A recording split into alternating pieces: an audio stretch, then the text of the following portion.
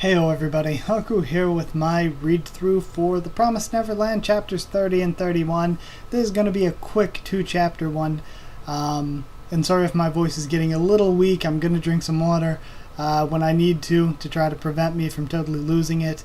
But I'm doing these two, and you should be seeing them Wednesday, and if you are, that means sometime within the next 4 days, between Thursday and Sunday, at some point, you're going to get a second read-through video this week. I said I was going to do it during the last read-through of this, but yeah, I'm going to do these two chapters now, and then I'm going to do 6 more in the next video, because I was going to do the 5 parts of execution. I believe that's the title of it, but there were 5 parts. I wanted to keep them all together, but somebody commented and said that the one after them goes with them, and then after that signals a kind of shift in the story. But they said basically that if I ended at the last chapter of execution, it's not really a very good place to end. I should probably tack on the chapter after that, because it's important and carries on the same kind of story. So basically I'm going to do those 6 chapters sometime between Thursday and Sunday, so you'll be seeing that some point later in a few days. So thank you for sticking through that 1 minute of rambling, and let's actually get to talking about 30 and 31. So before I read, we just ended off with more development of what's going on with Norman, and he's kind of accepted and resigned himself to his fate, seemingly. I don't want him to, but there's something going on here, something sketchy. And he also found the pen that I thought had a message in it, left behind by Crone. So we still don't know what that said, what he found there. So I think this will be a good chance to learn some more before we get into the next 6. And I am just... what I'm worried about is I'm going to read these 2, and I'm going to be cliffhung so badly, like, oh my god, I can't wait until the next 6. But I know I'm going to have to wait at least a day. I'm going to record them tomorrow with the soonest, but probably 2 days from now, more realistically. So I know I'm going to have to wait to record the rest of them, and that's going to hurt. It's going to hurt. But either way, let's get into reading The Promised Neverland Chapter 30. At least, I hope that's where I'm supposed to be. Let me double check. Ah, shit, I can't see from here. Let me just go back 1. Does that work? Yes. Okay. Yeah, that's where we ended off. Okay, that does work. Either way, we have The Promised Neverland Chapter 30, and we see Norman waving goodbye to everyone. So long, everyone. Stay in good health.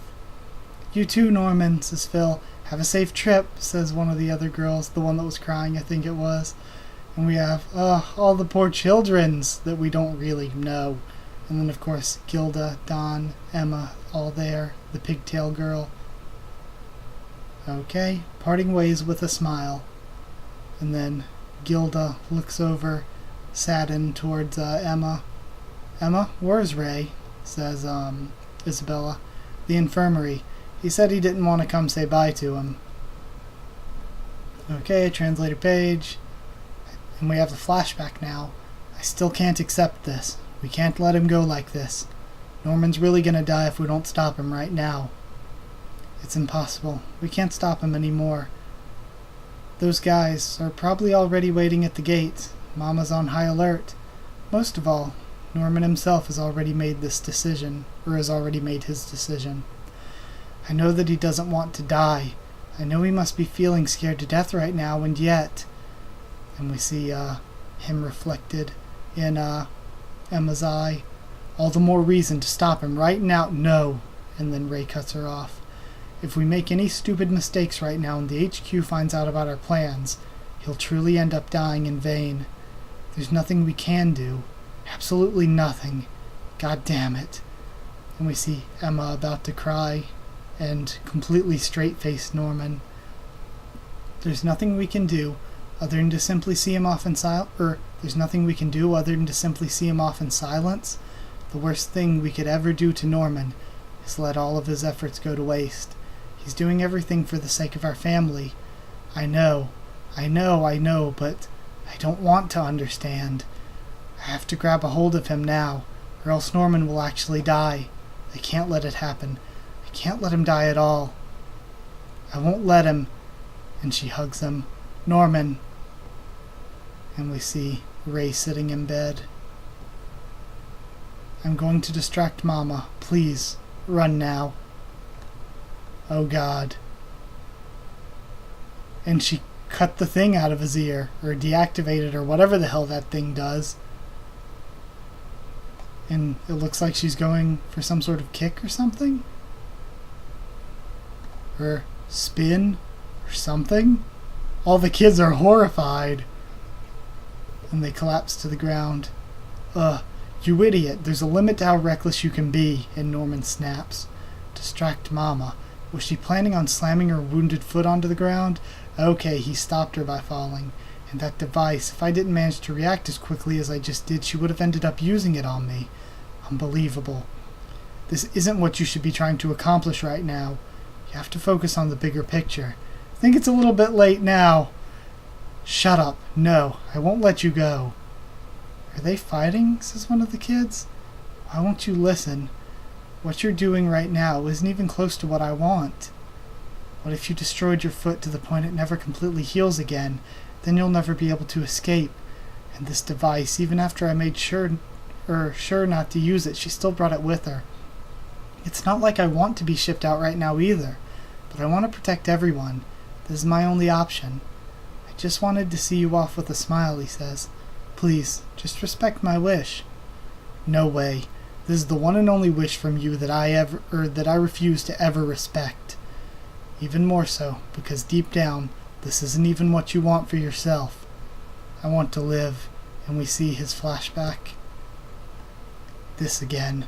She's so reckless, so naive, and yet she's always so pure and straightforward that it nearly blinds me. She must have really wrecked her brains on this one, though she's truly reached a reckless conclusion in the end. How can I let him escape? How can I make him? How can I act so that he has no other option? But Emma just doesn't understand. The fact that her caring this much alone makes me feel incredibly grateful for my life. Emma, you are the reason why I could continue to smile despite all my fears and pain. You are the reason why I can continue to smile right now. And he touches her face. He touches her face, but Isabel's behind him. It's time, Norman. Yeah, he says, smiling. Wait, Emma, she says. Calm down. I understand that you'll miss him, but you're definitely overreacting. And then she whispers in, next time you make a ruckus, I will definitely kill you. Your struggles are pointless. There's nothing you can do. Give up now. I'm leaving Emma and Ray in your hands. He turns to Gilda and Don nods. Gilda still looks upset. He smiles, and he starts walking away with Isabella, and we see Ray down the hall, and they both look at each other. Emma, yeah, thank you, yeah, sorry for deceiving you, yeah, don't get any more hurt than you already are, yeah, and don't do more any more reckless things, yeah, make sure to keep eating, yeah, I leave the rest to you, yeah. It's all fine. Please don't ever lose hope.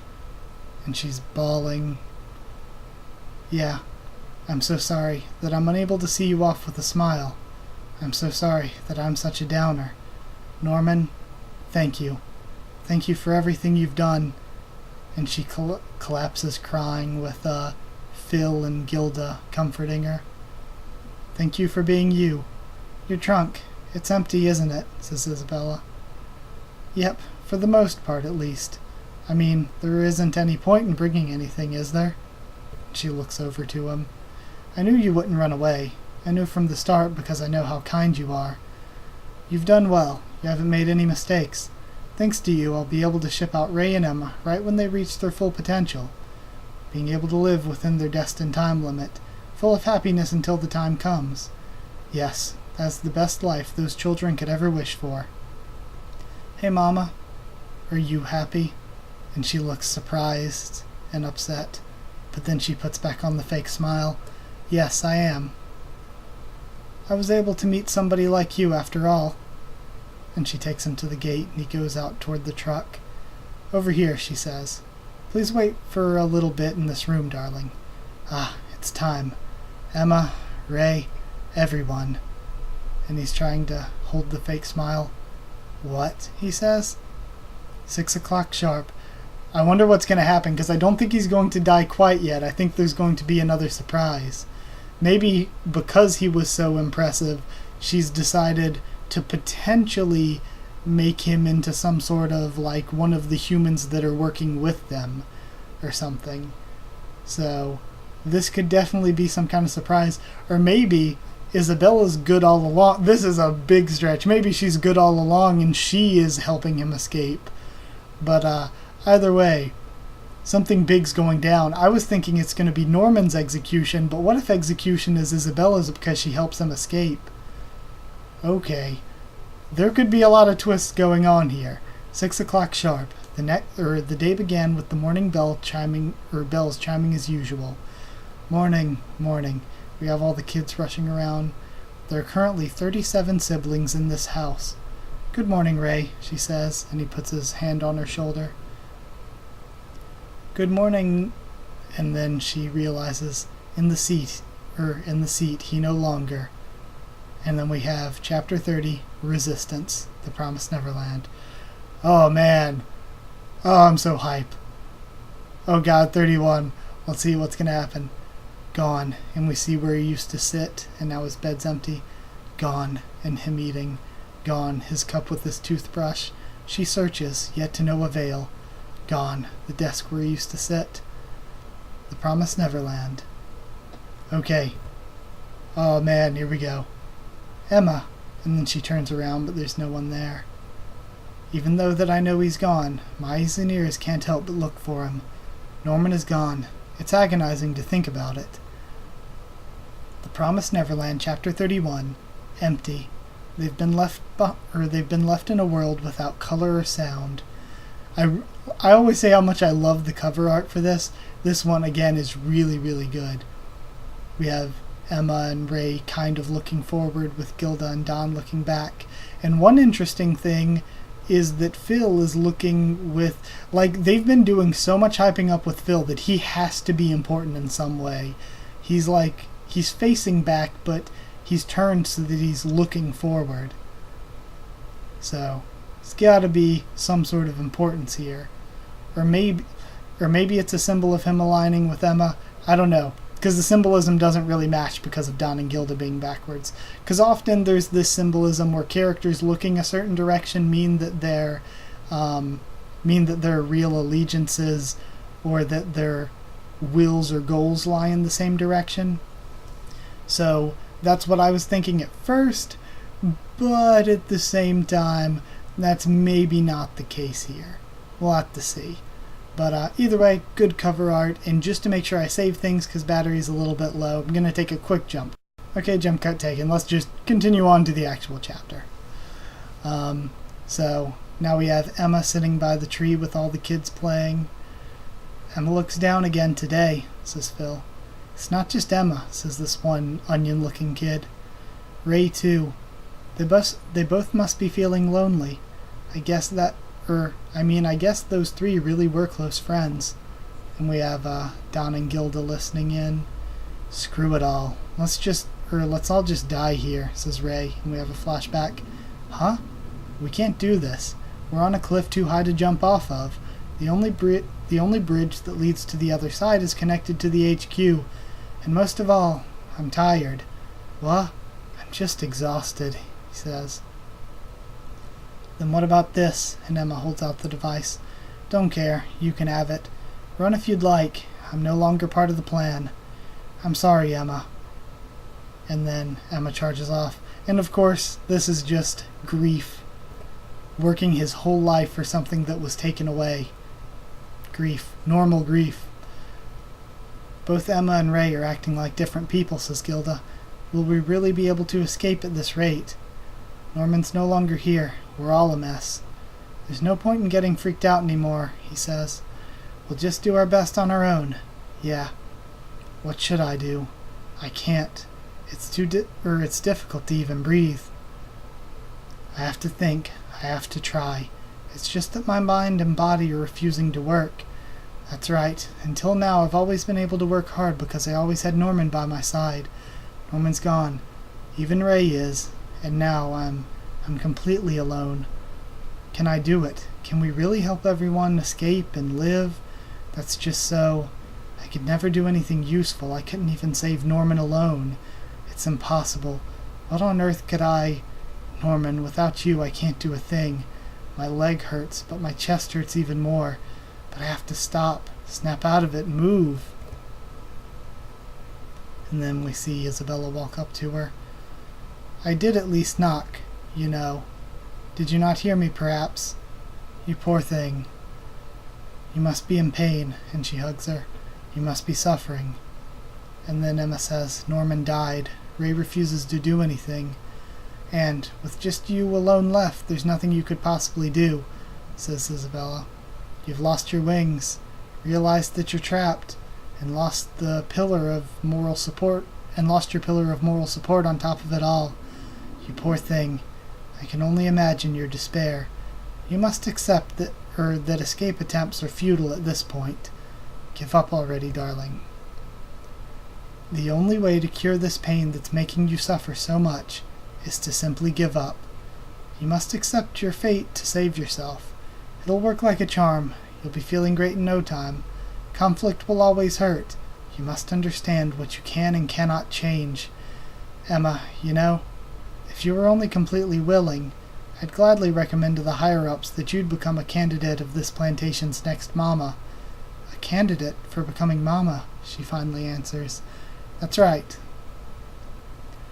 You'll get to grow up, give birth to a child, and if they deem your abilities worthy, you'll be able to return to a house as a mama or sister.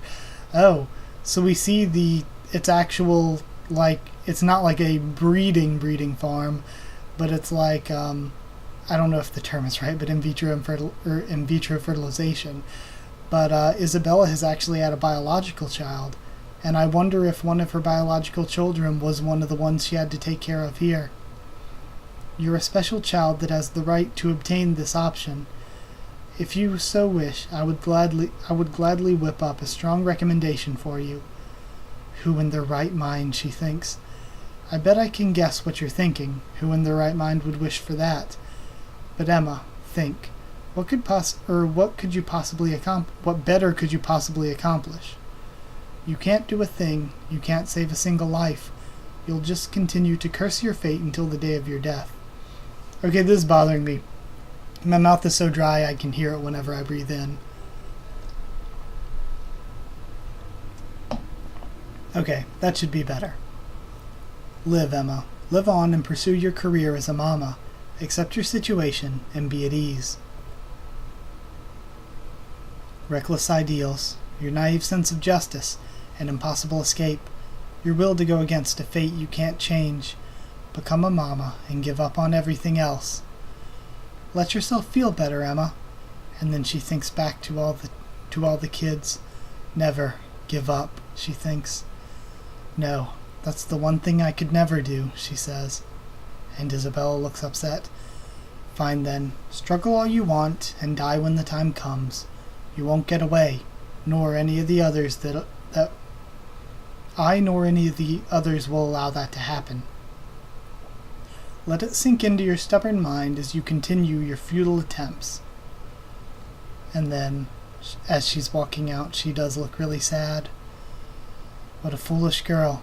You know that you have no other choice. You know that all you're doing is making yourself struggle. Think, she's repeating to herself in her head. It's impossible. There's nothing I can do. Emma!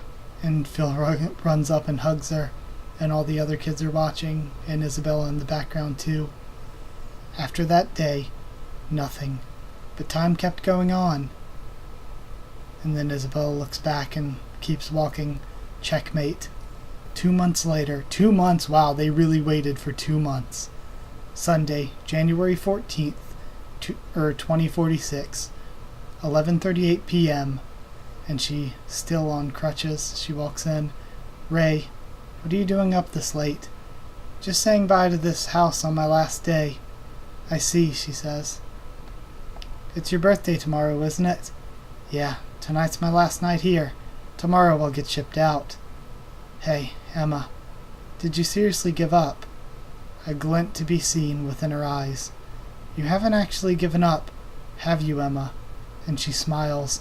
So now I feel like we're having a dark turn because everything has happened so terribly. And we're starting execution next time. So, I guess she hasn't given up. She's made her plan, and instead of seeing this is actually really good, because if we knew the plan ahead of time, we would just see the plan and see it going awry and what happened if they actually succeeded back when Norman was with them. And I still think it's quite possible he isn't dead because of the way it was handled. Either he's been put in the program to become one of the humans working with them, or he was actually helped to escape, which is less likely, but still an option. I think because we didn't actually see it the way I thought we would, there's a good chance that he survived to do something, because that would A, make for interesting storytelling, and B, not, I don't know, it makes more sense just in general that he wasn't killed off there. They had a big moment to do it, and they didn't, and I think they didn't on purpose. So this is going to be big, because I think execution is not going to be an execution, but the execution of Emma's plan. And we're going to see how the plan is executed and how it actually probably succeeds, because the planning stage wasn't on screen. So, actually, this is great, and it kind of sets up Emma as this dominating main character, this powerful main character, if she is able to have everyone escape on her own, basically. But yeah, that's it. I'm going to go ahead and end this before my battery dies. Like if you did like the video, comment down there. Tell me what you thought of this chapter, what you thought of my thoughts on it, or these two chapters, rather. Subscribe for more. Promised Neverland, much more. Like I said, the next 6 chapters are coming in a few short days. So like, comment, subscribe, follow on Twitter if you want. I can keep you updated there, talk to you there. And if you want a link to our Discord server to talk to me or any more of us, it's freedom for anyone. So yeah, thanks once again for watching. Ask and I'll give you a link to Discord, thanks once again for watching, and I'll see you all next time.